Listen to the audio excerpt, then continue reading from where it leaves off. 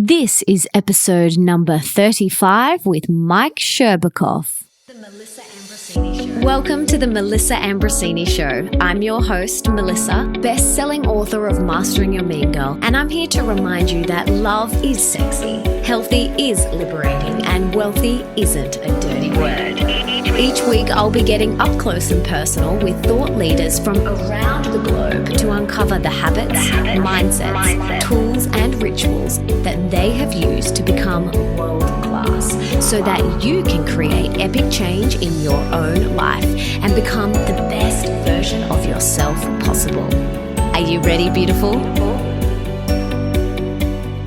I recently met Mike on my trip to Greece where we worked with the Afghanistan refugees. And after that experience, we went on to Naxos and Santorini and we got to spend a lot more time together, which was really beautiful. And it's safe to say that Nick and Mike definitely had a mega bromance going on. It was hilarious. But Nick wasn't the only one drawn to this beautiful human being. Everyone wanted to be around him. It's not every day you meet someone who you feel so honored and humbled to simply be in their presence. And Mike is that person. He is so powerful, yet soft, grounded, and purpose-driven. I felt like I was in the presence of true greatness, which is why I'm so excited for you to hear this episode today. Mike is the founder of the Greatness Foundation, on a mission to positively impact 1 billion lives. Learning the importance of integrity, honor, and hard work during his time on active duty in the United States Marine Corps, Mike is fascinated with exploring human potential. He holds degrees in kinesiology and psychology, along with advanced certifications in fitness, nutrition, mindfulness, and yoga. Mike travels the world supporting game-changing organizations and causes, speaks on stages, consults for startups, and collaborates with organizations like Fitbit, Lululemon, and Athletica. Committed to learning, Mike is established as an expert in the areas of social entrepreneurship, philanthropy, and wellness. He inspires others to choose greatness as a leader in the community and passionately pursues humanitarian efforts around the globe. In today's episode, we chat about how he went from working in the Marines to being an entrepreneur, a philanthropist, adventurer, and to creating the Greatness Foundation, how to live an extraordinary life, how to find your passion and purpose in life, why we need to be a student for life, the reason we are here on Earth, how becoming a parent changes you on all levels, the rituals that will change your life, why openness is the key to happiness, plus so much more. And for everything that Mike and I mention in today's episode, you can check out in the show notes, and that is at melissaambrosini.com/35. And without further ado, let's bring on the amazing, the humble Mike Sherbakov.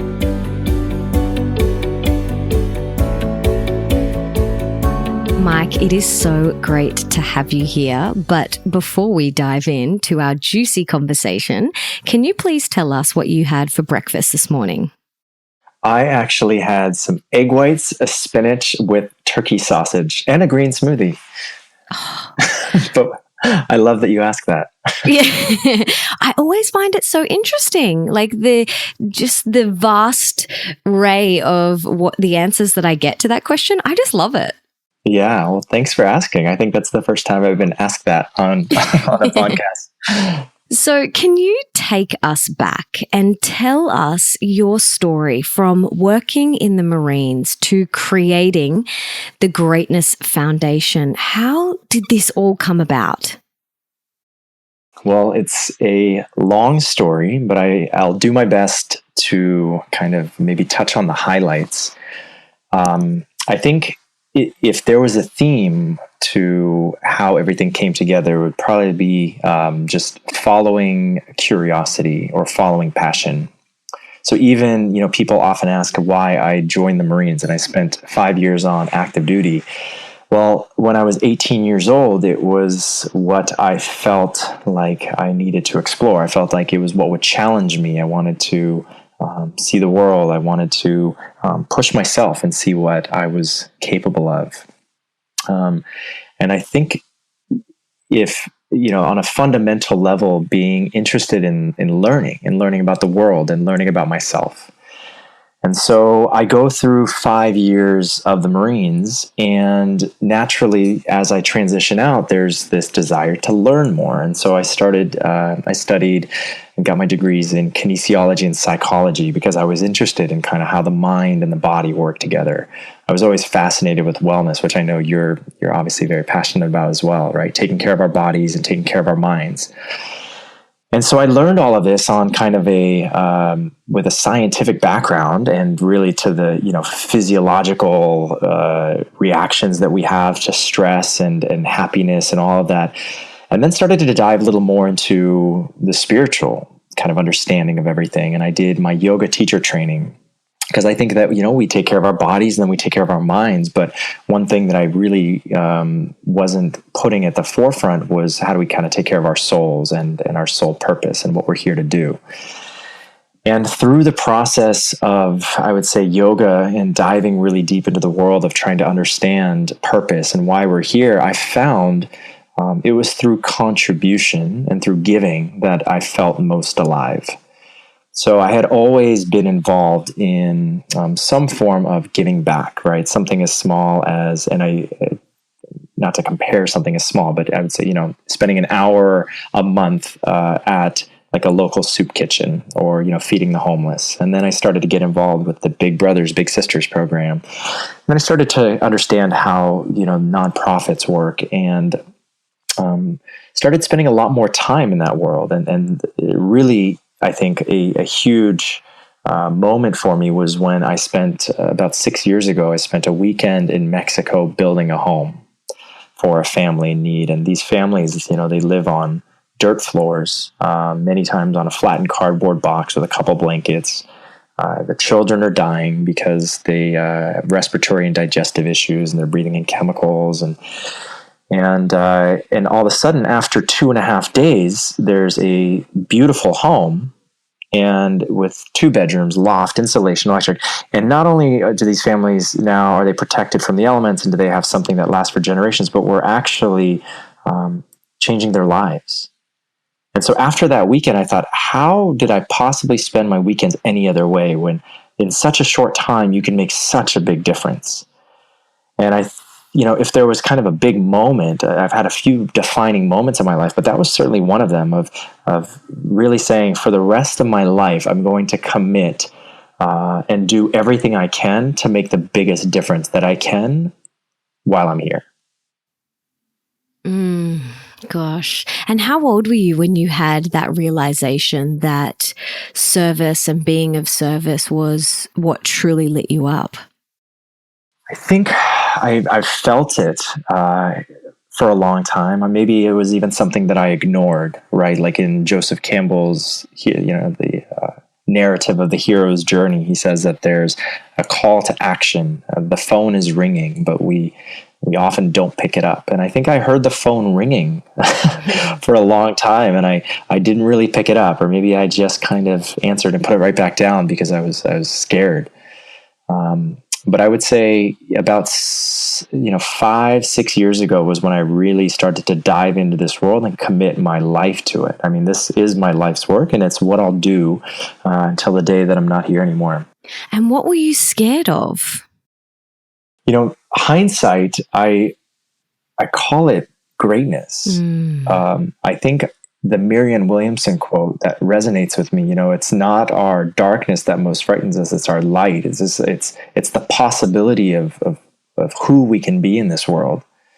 And I think I was comfortable just doing what I was doing. And the thought of doing something great, it sounds crazy looking back, but it scared the heck out of me, right? It was, well, what are people going to think? And, it's when you're leaving, anytime you're leaving comfortable, anytime you're leaving ordinary for extraordinary or good for great, it's a bit of a scary transition. Absolutely. But there's always so much growth on the other side.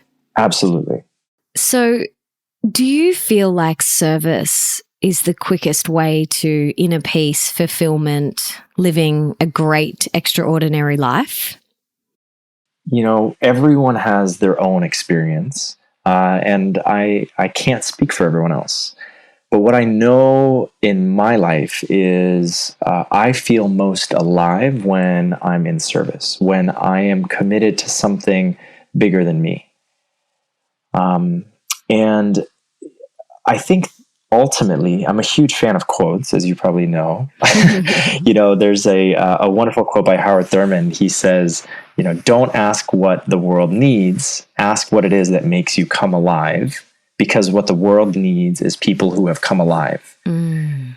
And so, again, I can't speak for anyone else, but what I do know is for me, this is what makes me come alive. And that's why I'm so committed to this work.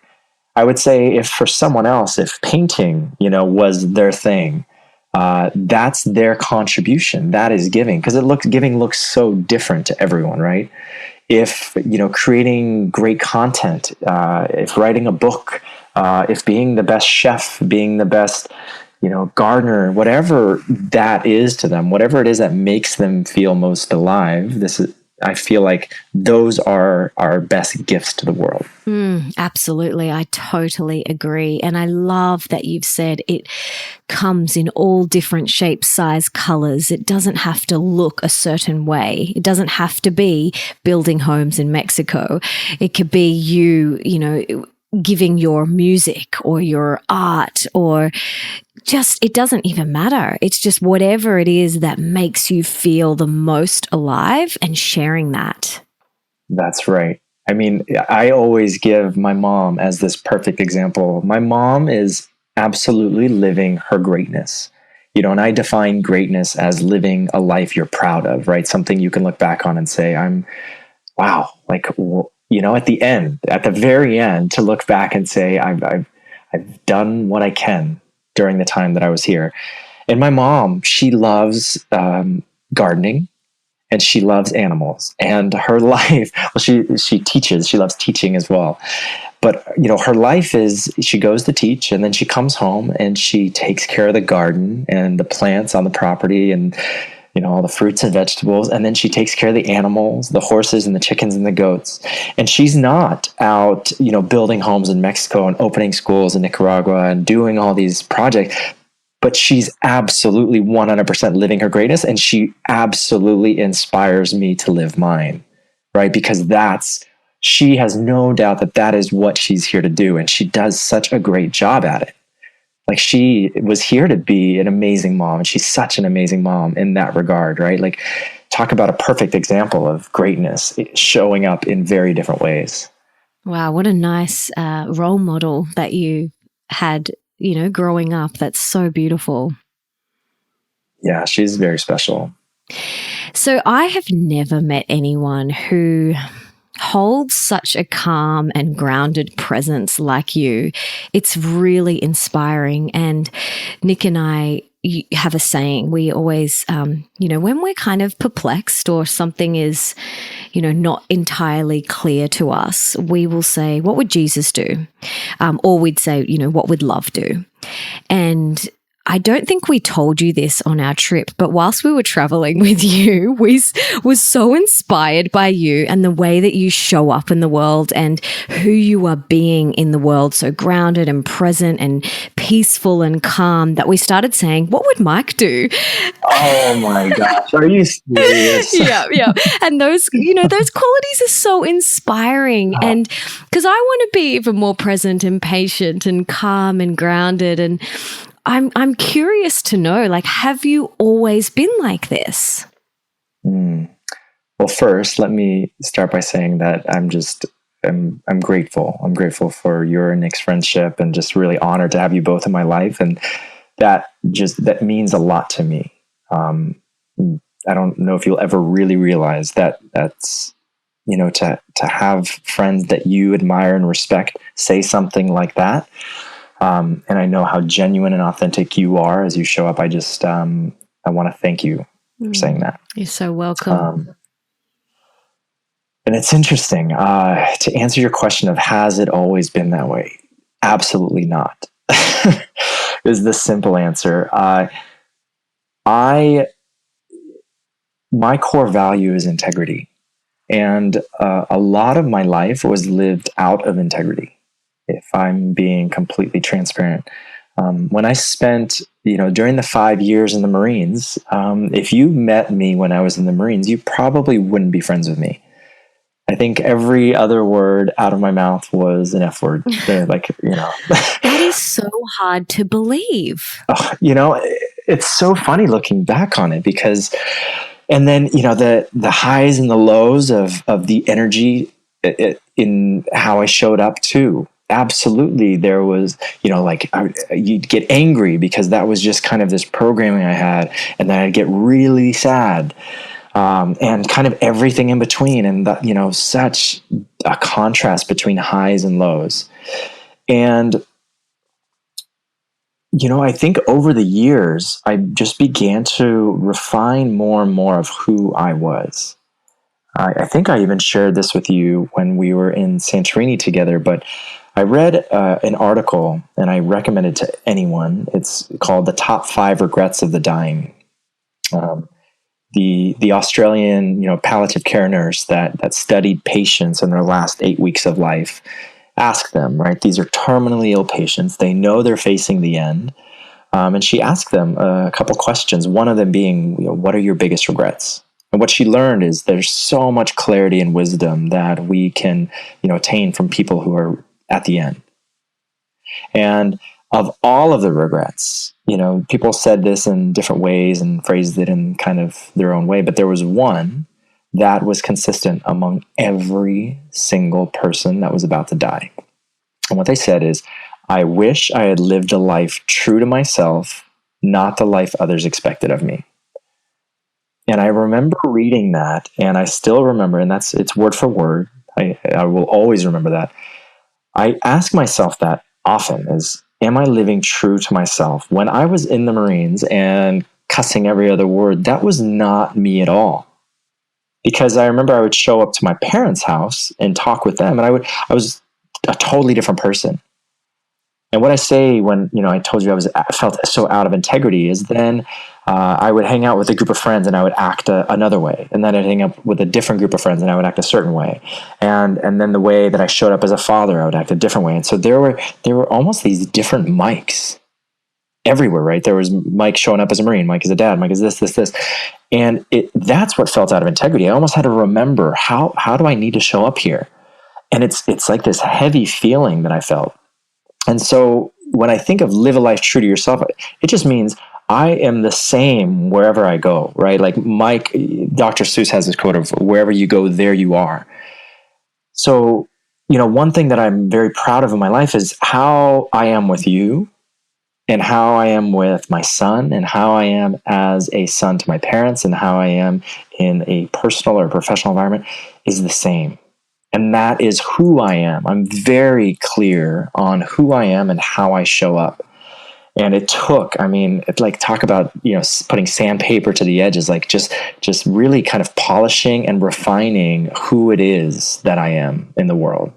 That is so beautiful. As you were talking, I could see so many parallels in my life in my early 20s. I was exactly the same.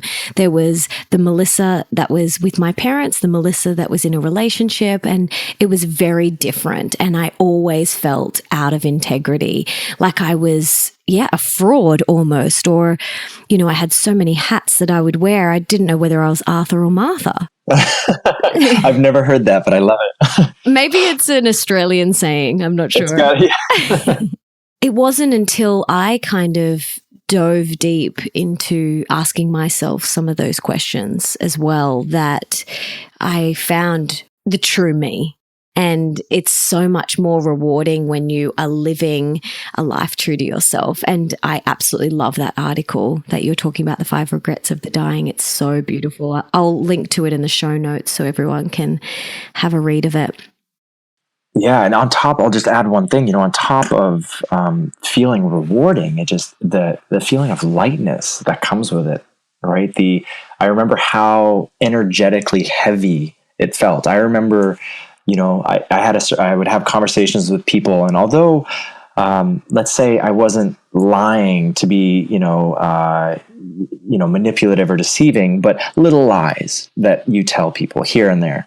And I remember if there were a group of people in a room together, and I know that I had kind of told someone something and someone another thing, I would get nervous, and it felt really heavy that these people were in a room together. And I was kind of wishing, oh gosh, I hope they don't talk to each other because I was out of integrity.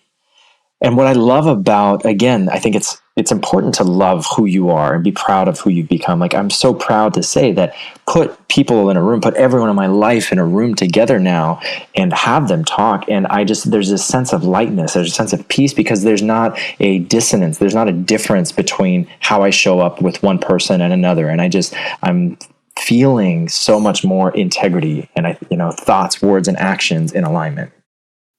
So beautiful. That's really beautiful and very inspiring. So I'm curious to know, for someone who's listening and thinking, well, I'm not sure what it is that is my gift to the world or my service. I'm kind of sitting in a place and I don't know what it is that lights me up. Like, what advice would you have for them? That's a great question. I would imagine a lot of people are there. And I think, without overcomplicating anything, find the things that you're curious about. Find the things that you're interested in, and just start learning more about them. It's actually that simple. All of us in the entire world, 7.4 billion people, we all like something.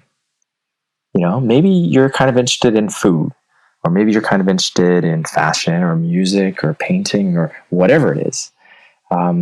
Just start following that curiosity and learning more about it. And just by learning about it and following it, all of a sudden you meet other people who like those things too, right? If you like riding horses, you're going to find other people who ride horses, and you start talking with them, and all of a sudden you immerse yourself, right? Tony Robbins talks about it. He says proximity is power. Being around the things that you like to do and around those kind of people that like to do the same kind of things as you will exponentially accelerate the growth process. And the beautiful thing is, you don't need $1 million in your bank account. You don't need to have all this time in the world. We have access to so much knowledge through YouTube, through podcasts like this, where people get to learn, right? Through books that people, over centuries have taken everything they've learned in a lifetime and crammed it into words on a page. I mean, there are infinite resources for us to learn and dive into, and figure out the things more about what it is we're passionate about. Does that make sense? Yeah, absolutely. How important do you think being a student for life is? The most important thing in the entire world. Totally. I don't know if I can place enough emphasis on that. I think the moment that we think we've got it figured out, the moment that we stop learning is the moment we're dying. Totally. Isn't it interesting? And I see, a few of the baby boomer generation, they're so, they've stopped learning. Not everyone, but I have seen people that have stopped learning. And I have some examples in my life where they are so content. And then there's others where I can see a little bit of their soul is eroding. Mm-hmm. And I am just obsessed with learning and growing and reading and listening to podcasts and just wanting to just soak up as much juice and knowledge from whoever wants to share it with me. I'm so open to hearing your story and to hearing anyone's story. That's why I started this podcast, because I want to share people like you, your message and your wisdom and your knowledge. So I agree. I think being a student for life is such a beautiful quality. And you're right, we have access to all of this right at our fingertips. Yeah, I'm going to reference, in psychology, there's this idea of the need for self-actualization. A guy named Abraham Maslow came up, and someone listening may be familiar with this. He came up with the hierarchy of needs. And he says, imagine if you had this pyramid, this triangle, and at the bottom are basic human needs, right? We need food, we need water, shelter, those kinds of things. And at the top, like ultimately, like life's purpose, what we're here to do is, he said, the need for self-actualization. He says, what one can be, one must be. And how it ties into learning is, let's say that at the very top is who we're meant to be. And let's understand also that it's an asymptotic curve, meaning like we're never going to reach it, like our full potential of everything we're ever going to become. But we're going to keep growing towards it. And the only way that we keep moving closer and closer towards it is by learning. So he says that it's not even something that, it's nice to do, right? Or in your free time, just do it. But he's like, it's a human need. It's actually why we're alive, is to become what we're meant to become. Amen. It's just so true. And so what happens if we don't? You end up like one of the patients in their last few days of life, looking back and saying, I wish I had done it differently. And I don't know if other people can live with that. But it's something that I certainly am not okay with. I will not. I refuse to be on my deathbed saying, I wish I had done this. If only I had, tried that. I'm going to go for it. And in every, first attempt at learning, every fail is just leading me closer and closer towards the lesson. Right? And closer towards what it is that I need to become. So true. You have a beautiful son, Holden, who I am obsessed with and just love him so much. Oh, thank you, Melissa. How has having a child shaped you and molded you? And what has the growth been like since having Holden? Because he's now 12. So tell us about parenting and that journey. Parenting changes you. And again, I love quotes, and certain ones that I read just hit home and stick with me for a long time. The one about parenting that I love is Jim Henson, who's the creator of the Muppets. And he says, children don't remember what you try to teach them, they remember who you are. And so more than the things that we try to teach our kids, I've learned this as a dad, they're watching us all the time. And you know this, Melissa. I mean, they're seeing how we show up with our friends, with our family. They're seeing how we show up when we're stressed out, when we're feeling angry, when we're feeling sad. They're watching all of it. And so if nothing else, being a dad is this constant reminder and this constant opportunity to reflect on, how am I showing up? And do I have things that I need to work on? Of course, like we're always striving to become better human beings, but it's almost this great mirror, this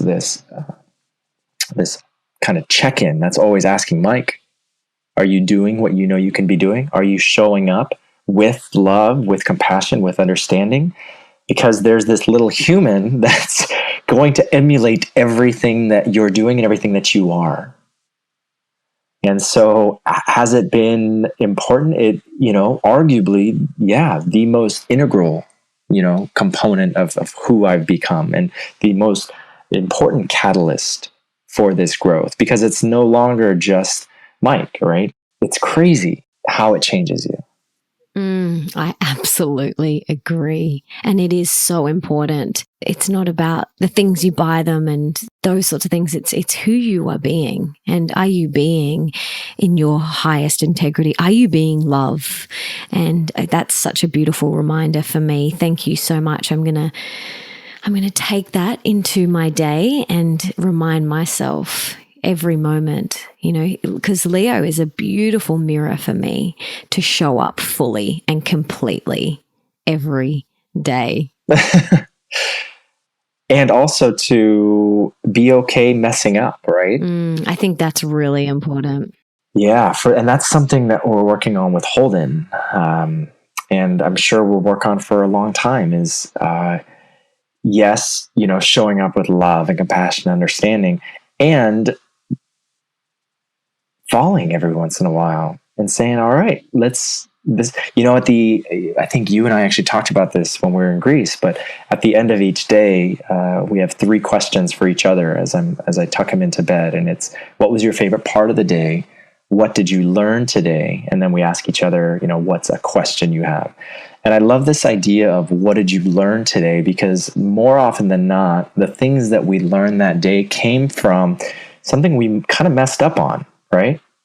Like, oh man, okay, that didn't feel great. So I'm going to do it a little differently next time. And to own those mistakes and to own being human and learning and growing with him and is such an important part, I believe, of parenting. Like it's, we don't completely have it together all the time. Like, let's be honest, we're human. And I think a lot of parents feel like they have to have it all together, or at least portray that image to their children that they've got it all together. And, growing up, my parents definitely had that, and they were never super vulnerable with me. That's really something that Nick and I try and do with Leo, is just be real, be totally real, and show him that we fall down, and in the way that we get up, our hope is to inspire him with that. It's interesting you say you and Holden have that little ritual when you tuck him into bed at night. And as you'll know, because we did this in Greece together, but around the dinner table, we say 3 things we're grateful for. We say our favorite part of the day, and we say one improvement. So what's something we could improve from today? And we do this every night over the dinner table with Leo, and it's really a beautiful exercise to do, and to just see what's going on in his little mind. And it's also amazing for us too, to reflect, because we're always growing. We're always wanting to peel back another layer and just show up as the fullest version of ourselves. And that takes looking and not burying your head in the sand. Right. And I loved that we did that in Greece. That was so nice. It actually made me feel like I was at home. And when we started doing that, I go, okay, yeah, Nick and Melissa are in my life forever. Yeah. That's it. Like you said, it's when we can be that way in front of our kids, right? And you remember, because Holden was sitting with us at the table, we would talk about, we can improve on this. And so in his mind, he goes, oh, like adults and parents kind of mess up they have things that they need to improve on too. And it gives him permission to mess up, and that's okay. And to say, this is what I'm going to work on. This is what I'm going to be better about tomorrow. Such beautiful, beautiful practices that I, highly recommend. And now we bless our food, and we do that practice with anyone who comes into our house. It's something that is such a big part of our lives. Gratitude is huge. And I remember when we first started doing it, we felt a little bit awkward. We're like, oh my goodness, are they going to think we're totally weird and just crazy people? But you know what? It makes me feel integrity, and it makes me feel good. And so we do it. We do it in restaurants. We do it in Greece with you guys on the other side of the world. We do it in our home every night. It's just such a beautiful ritual, and something that I feel like really connects and bonds you as well with those around you. Right. And, at the end of the day, I'm going to come back to the quotes I love. Dr. Seuss says that be who you are and say what you say, because those who mind don't matter, and those who matter don't mind. And it's that idea of, if I'm at a dinner table and I say, hey guys, I'd love to share what we're grateful for, and someone at the table It's like, no, I don't want to do that, or I think that's weird. That's fine. That's their reality. And it's probably not someone that I really want to spend a lot of time with, because we get to choose, right? As human beings, we have choice of who we spend our time with, because our time is so limited and so finite. And so if gratitude isn't a fundamental and foundational value for someone, if it's not something they're even open to exploring, then I will say we probably don't have that much in common. It doesn't matter to me, what the external looks like, even if whether you're a billionaire focused on business, or if on the external side, you're building 100 schools around the world a year. If at the foundational and fundamental level, you're not open to gratitude, then we probably don't have that much in common. It's almost like a good barometer. It's a wonderful barometer, right? And I'm not saying people have to do the practice, for dinner every night, but, being open to it, right? If someone introduces, hey, I'd love to, do an exercise of compassion where we do, one random act of kindness for someone, like, to be open to those kinds of things. I think it brings the right people in your life, and it almost acts as a filter, for people that you probably don't want to spend as much time with, because they can, you can feel that energetically. Some people it feels like they drain your energy a little bit. Totally. This is what my whole next book is about. It's about being open, having an open mind and an open heart. And if you can move through life with that openness to all things and all people, then you're going to experience a pretty good time. That doesn't mean that you're not going to have difficult times, but I meet people who are so closed and not even willing to entertain the idea for the slightest. And that's okay. Everyone has their own opinion, and everyone is entitled to their own opinion. But stay open to hearing my version or Mike's version or Nick's version. Stay open, because that openness not only makes you feel expansive, but you just don't know what could happen. Like you said, we're creating our life and we get to choose. And when you have an open heart and an open mind, the things that just come in front of you is pretty awesome. Right. And, on that same note of being open, I'm very different than I was 10 years ago. I'm sure you're different than you were 10 years ago, 5 years ago, maybe even, a week ago.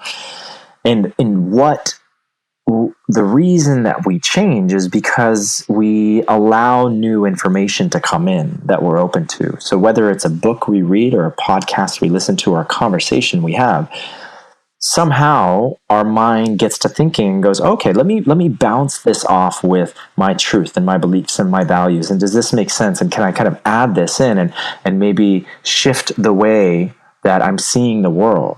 Right. And that's why I love, travel and contribution and service, because when I go to India and I'm looking at the slums and how these people are living, and I, you were with me in the refugee camps in Greece, and you see how the families are in this state where they have no idea what's going to happen. They've been there for a year. They may be there for years longer. All of a sudden, like, my heart feels that, like, the level of compassion for people in the world changes. And like, my perspective is different, as opposed to, home base for me is in San Diego. And I could just stay here and hang out and surf all the time with friends. But I'm not growing. I'm not expanding. I'm not seeing the world in a different way. And so it's absolutely to your point of staying open to it all, from the books to the conversations to the podcast to the experiences. Allow them to kind of enter in, allow yourself to really feel them. And then, maybe it changes your perspective of the world. Absolutely. I actually haven't even announced this anywhere, but it feels quite perfect to do it right now. But my next book is the title is called Open Wide, and it is all about opening your heart and opening your mind. So you have heard it here first. You heard it here first. Even being open to the taxi driver and being open to the person at the post office or the bank teller, I have had some of the most esoteric, deep, soulful conversations with taxi drivers. And, so often we're closed to those people and those experiences, but some of those experiences have shaped and molded my life and who I am today. Yes. Yeah, it's amazing. I mean, with each new person we meet, there's an entire universe, an entire lifetime of experiences and understanding and perspective that they show up with. It's funny you were saying, like with the taxi driver. I got into San Diego last night, and I'm taking an Uber home, and the awesome gentleman that was driving me home, he runs a foundation in Uganda. He's from Uganda, and we ended up just like, I was so in awe as I'm sitting here listening to him talk. And I'm almost like, I was putting myself in his shoes to try to imagine what it would have been like to grow up the way he did, go through this childhood he had, which was extremely challenging. And like, there's so much we can learn. And that's one person for a 30-minute conversation, right? Each new person we meet, we have this opportunity to just go in and to discover a whole new universe. Absolutely. Absolutely. And it's so exciting. Like, I love hearing people's stories and what their universe is like. I'm like, tell me about you and what you've been through, and tell me your story. Like, that's one of the best things that I got to experience with you guys in Greece, was hearing, your stories. And we didn't have as many hours as I would have liked. I would have liked, months more with you guys there, because, we were only scratching the surface, but, just hearing about your story and getting to know Holden, and it was just absolutely beautiful. There's so much to learn from each and every interaction we have. Right. I mean, this is the way that I think about it is, you've had experiences, all of these experiences that have, comprised your life. And then I've had these experiences, and everyone kind of has, 20, 30, 40, however old they are, that many years of experience crammed into this life. And those experiences have led them to see the world a certain way. You look at the world a certain way. I look at it another way, maybe similar, but we definitely have our own unique way of looking at it. And what's fascinating to me is all of those, none of them are the real truth, right? It's one perspective. But it's a small piece and a small fraction of something way bigger. And so I'm kind of on this quest to understand more, right? And that's why I love these kinds of conversations. I love learning about people's perspectives, especially ones different than mine, right? The families I was interviewing at the refugee camps, like, to really understand what they've been through and their perspective of the world is so different than mine. And all of a sudden I look at it and it just adds, it becomes another little piece. And now I get to see, okay, a little more of the world. And I get to, sit down with you and Nick at dinner and hear your understanding of the world. And okay, another little piece gets added. And so I just continue to add these different perspectives that are really just making up a much larger understanding of the world. Absolutely. I think in romantic relationships as well, we have this idea that our partner has to have the exact same belief system and values and goals, and almost be the male version or the female version of us. And I always say that everyone is on different operating systems, like our iPhones. I'm on iOS pink and you're on iOS blue. No, the pink one isn't better than the blue one. They're just different. right? And when we can appreciate and stay open to someone else's operating system, that's when the magic happens. And there are so many places in mine and Nick's life that we are so aligned. And then he has his spin on things and I have my spin on things. And because there is that deep respect and underlying love, we can appreciate those things. It's not about trying to fix or change or improve that other person so that they believe what you believe and try and get them to upgrade their operating system to your operating system. It's like, no, he has his own beautiful operating system and I have mine. And isn't that amazing? Yes. And I always think of how boring life would be if if everyone was exactly the same. And if we sat around and my conversation and yours would last 30 seconds because we would say, hey, this is how I see the world. And you go, yep. Okay, and cool. that would be it. Yeah. And that's it. And there, where's the growth? Where's the kind of novelty, the uniqueness, there's a beauty to everyone having a completely different experience that offers different perspectives, because then, you bounce it off yours. They become a mirror, and not only, here it is, iOS pink and iOS blue, and all of a sudden you have these conversations, and then you now upgrade your operating system to iOS purple. It's an operating system that didn't even exist before, right? A way of thinking that didn't exist, but because you came together to share and to bounce ideas and to offer different perspectives, you've both upgraded. And that's really this is what's fascinating to me in the world of I love, social entrepreneurship and technology and where we're going. It's all stemming from the fact that we're building on top of what's been done and creating things that have never been created. The way that that's done is bringing all of these different ideas together. Yeah, I love it. It's exciting. It's very exciting. It just kind of turns life into an adventure. That's why when people ask, they go, if you could put yourself into a box and have kind of different titles. I mean, I say entrepreneur, I say philanthropist, and I say adventurer. I think life's this adventure that we go on, right? And in the short time we're here, we get to choose what characters we want to spend time with and the kinds of experiences we have and the way that we spend our time and things we do. It's an adventure. Absolutely. And it's a fun one. It's really especially fun. When we get to go to Greece together. That's right. Absolutely. So I'd love to hear now, what's one thing that you're currently working on or would like to improve within yourself at the moment? Well, I'm a fan of transparency and authenticity.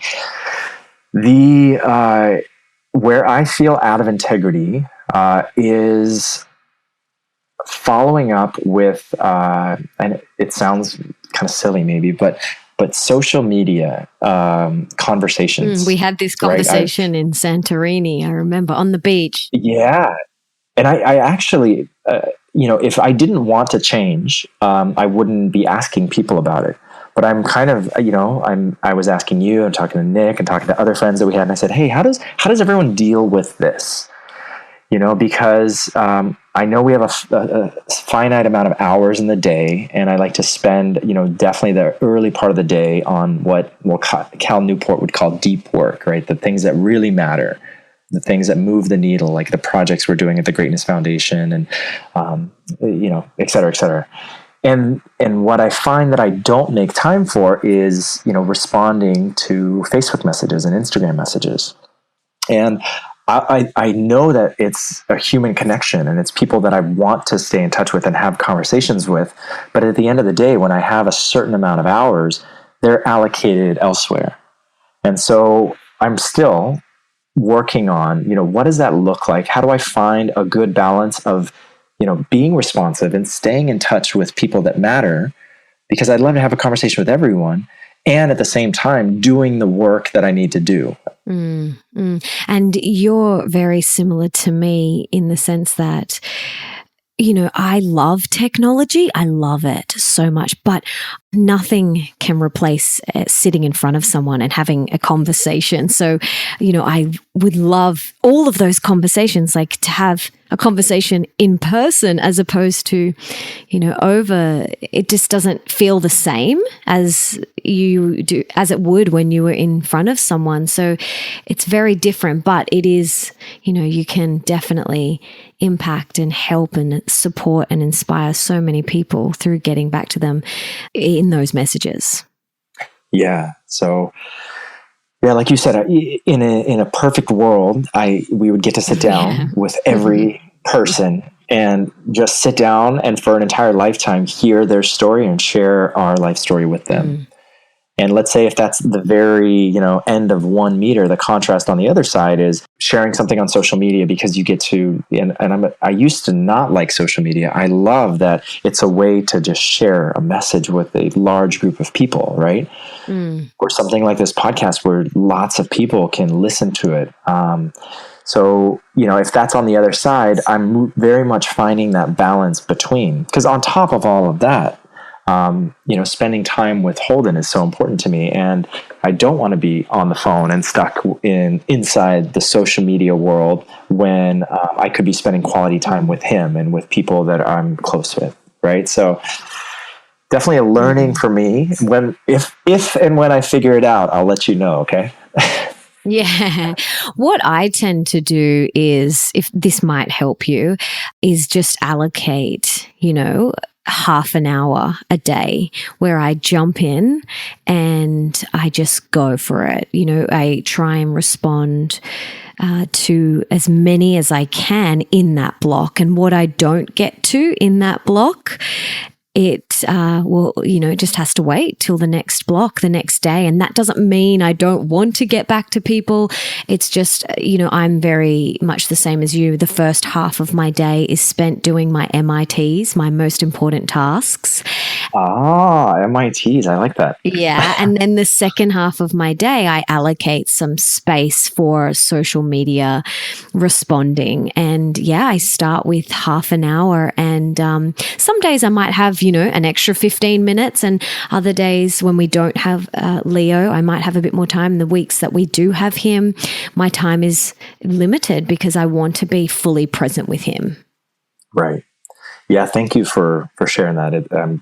I will implement that and let you know how it goes. I like that idea. You just say, this is what I'm committed to, and what you get done and what you can respond to in that time is what's done. And at least you've set that aside as something that's a priority for you. Exactly. And I used to feel guilty if I didn't get back to everyone for that day. And I've really let go of that guilt, and I can only do what I can do. And so that I can show up as the best wife and the best mum and the best friend that I possibly can, I have to allocate those blocks. So let me know how you go. Will do. Thank you. So let's pretend now that you have a magic wand and you could put one book in the school curriculum of every single high school around the entire world. What book would you choose? Besides your book that is coming out very, very soon. Yes. Let's presume that is already in the school curriculum. Is there one other book? There are different books for different times and different lessons in our life, right? Yeah, absolutely. So, you're not going to read a book on scaling a business before you read a book on starting a business. And understand. So when I feel like a friend of mine, Pat Flynn, coined this term just-in-time learning. And I really like this idea.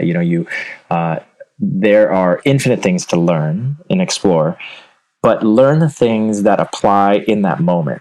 So depending on where your area of growth is. So I do want to give you just a good answer though.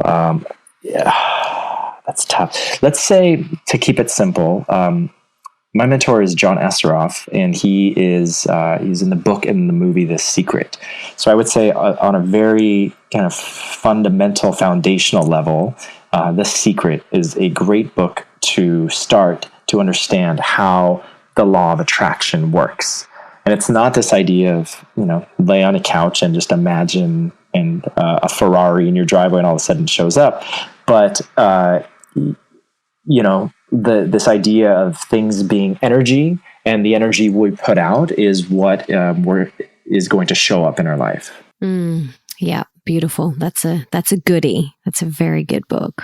Yeah. What would you say, Melissa, aside from yours? Yeah. Okay. I think, and you're so right, the book or the teacher shows up when the student is ready. Right. But I'm thinking about that age, high school age, and you're right, The Secret is a great one for that age. I also think another great book would be Conversations with God, who I've actually interviewed Neil Donald Walsh on my podcast. Oh, and yeah. It was amazing. So that book for me really, I think I highlighted the whole book and there was Post-it notes through it. So have you read that? I have. I need to revisit it because it was a while ago, but I would love to listen to your interview with him. Oh my gosh, babe. It's so good. It is so, so good.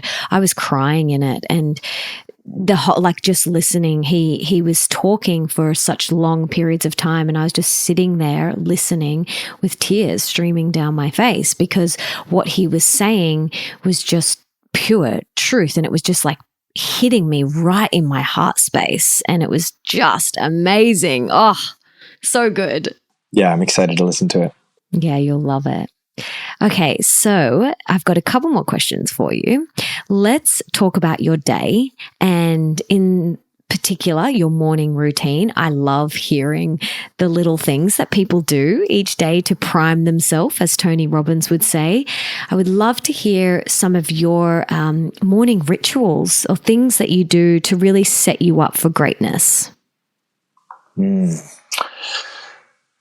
Well, they change a little bit when I'm traveling, because it's not quite as easy with the routine, and depending on who I'm with or the projects we're working on and where I am in the world, it changes a little bit. But I would say fundamentally, I mentioned Cal Newport and deep work.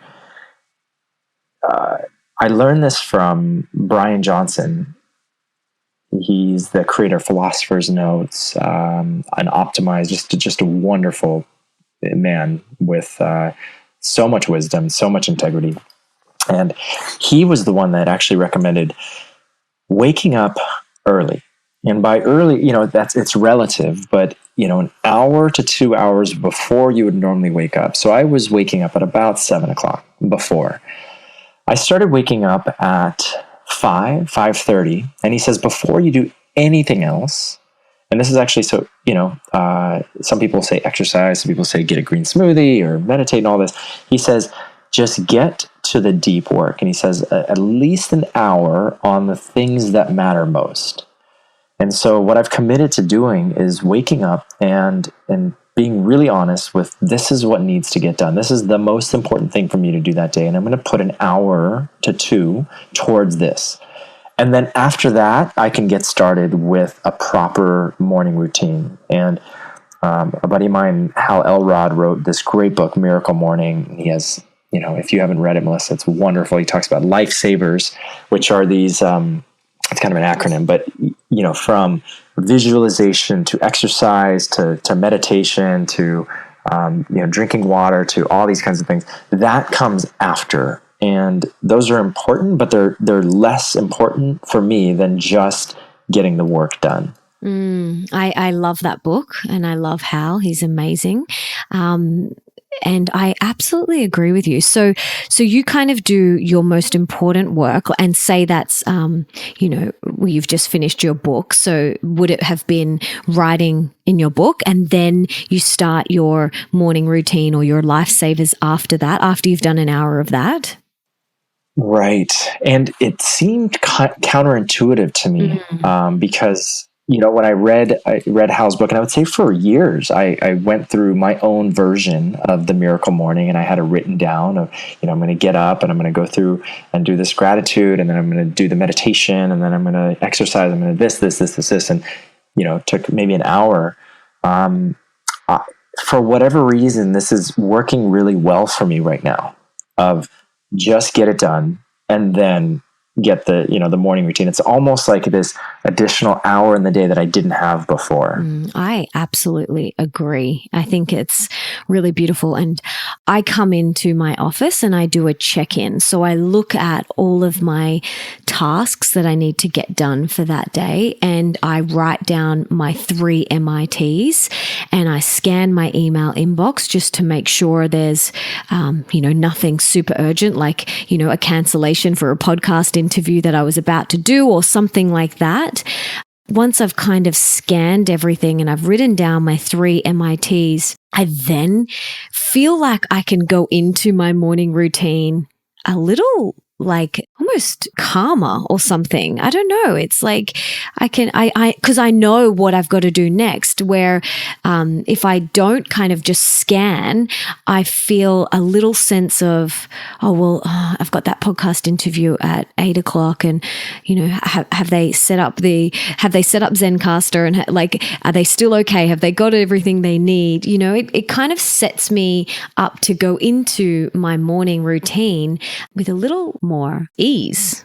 I love that. I'm a big fan of doing a bag at the beginning of each day too. Bag being blessings, 3 things I'm grateful for, affirmations, right? I am statements, and then goals, the 3 things to do for that day. And so I absolutely do those. I've put them off until after the deep work. And it's kind of this guy that I really respect and admire that said, hey, give this a shot. Remember how we talked about staying open. I felt like I was so attached to the morning routine of do all of these things first. It'll set you up for a great day. He kind of said, well, that's fine. He's like, but try this. Try just, doing the hour or 2 of deep work and then go into everything else. And it just happens to work for me. And it might change tomorrow. You don't know. It's about being open.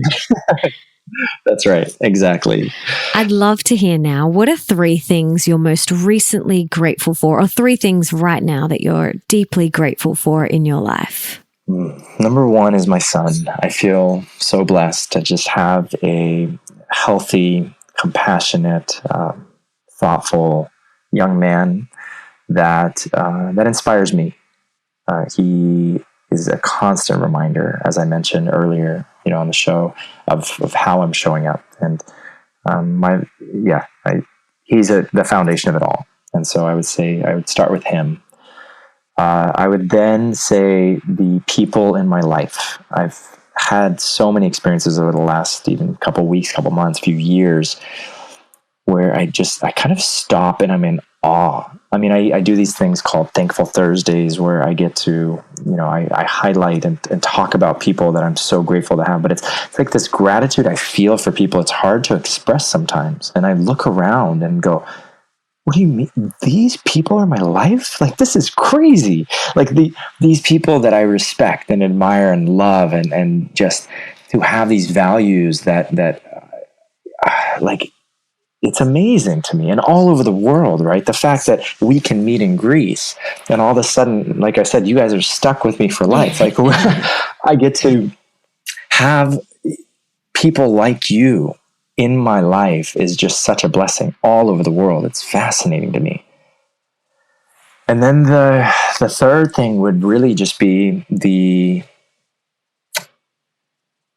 opportunities that are available. I feel very blessed with the work that we're doing at the Greatness Foundation, and the opportunities that just kind of present themselves, these doors that just show up that I get to walk through. And, before I walk through these doors, I always take a moment to pause, reflect, and just be grateful for the fact that that door is there, right? The fact that I even have the opportunity. I've talked, a bit about the experience you and I had at the refugee camps. And talk about a wake-up call, because from an opportunity standpoint, when they're in this limbo state, these refugees from Afghanistan, from Pakistan, there are not many opportunities when you're inside of a camp, and you're not even sure when you're going to get your papers, or if you're going to get them, and where you're going to go, and what's going to happen to your family. And the fact that I have opportunities to go out and make a difference means that I'm going to do them. I'm not going to waste the opportunities. Yeah, absolutely. So beautiful. That was really big for me as well in the camps, just sitting with these beautiful families who are our age, in their 30s, with 4, 5, 6 kids, and they're just waiting. They're just waiting, and it breaks my heart that they're just sitting there and waiting and not sure. And here we are, that we have so many opportunities and things just presented to us, and it's a disservice to not grab them and take them and to explore them when we have that right in front of us. I agree. So I've got a couple of rapid fire questions for you. Okay. In your opinion, what is one of the most important things that we can do for our health? Meditation. Yeah, giving ourselves time to just think. Yeah, beautiful. What is one of the most important things that we can do for our wealth? And this is about being rich in every area of your life. Provide value to others. I think if Zig Ziglar says, help enough people get what they want, and you'll get what you've always wanted. Beautiful. And what is one of the most important things that we can do for love, more self-love, and just more love in the world? Be love. Yeah. Be what it is you want to attract, right? How we can't ask for love. We can't ask the world to be more loving if we're not showing up as love first. We have these pens that you can write on the glass sliding doors in our house, and we have in massive letters, "Be love," written in them. I have it written, I don't even know if you know this, but I have it written I have a white ink tattoo on my right, I'm looking at it right now, on my right wrist, that I got in Bali, that it's love. And it's this reminder for me, just show up as love. Beautiful.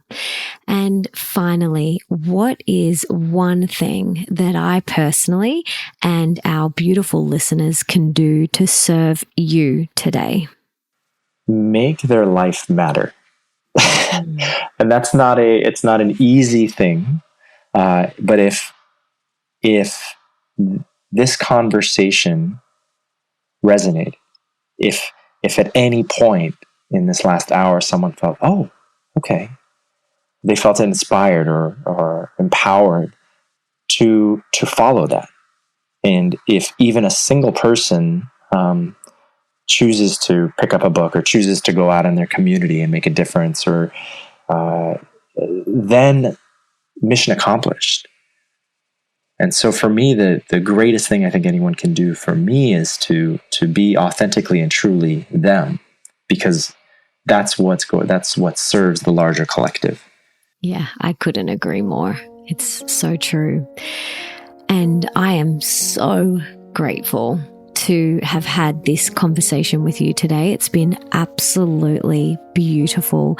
I am so grateful that we met in Greece and have become such great friends. You are such a beautiful person, and I want to acknowledge you for the work that you do in the world and the way that you show up in the world. I'm deeply inspired by you and Holden, and I'm just so grateful that our paths have crossed, and you're stuck with me now.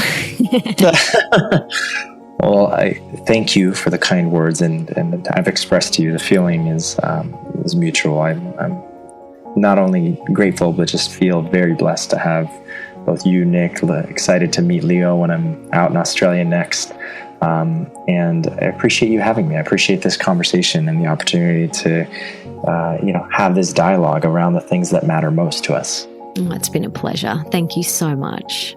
Thank you, Melissa. So many beautiful, simple, yet potent reminders that we all need to hear.